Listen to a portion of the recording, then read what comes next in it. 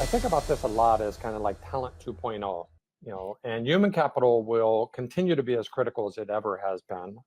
My job and many of our jobs in the talent space, HR space, is to go hire the smartest, bright people to ensure that they've got the right, most critical experiences, ensure that they've got the right expertise.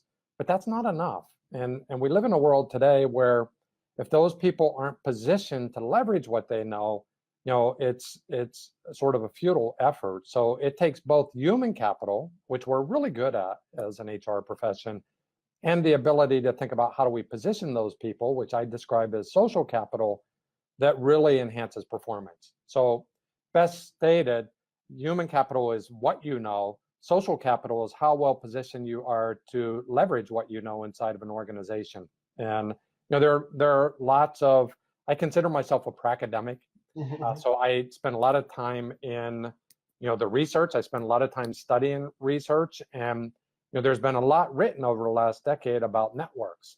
And people like Ron Burt and Rob Cross have pioneered some work in regards to how do we build people's social capital so that what they know can be more fully leveraged. And just to give you a couple examples, it might take as many as 3 years for a person to come in from outside of an organization and assimilate into the culture in such a way that they're in the center of the influencing network.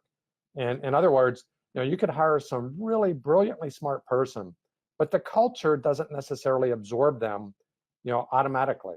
And you've got to think about how do you best position that person to be able to leverage what they know, because if you just let the natural course set in strong cultured organizations, that's 3 to 5 years before they're considered kind of the go-to person. And we also know that, people who have high degrees of social capital, given that they're smart, which is always the given here, outperform other people, and again, some great studies, they are, 35% more likely to be in the exceeds category. They are 43% more likely to be promoted and far more likely to stay in the company. So, I think in the new world, this concept of social capital is going to become far more prevalent in all of our HR conversations, because there's a lot of latent potential sitting out inside of our organizations, that can't be fully leveraged until people are properly connected.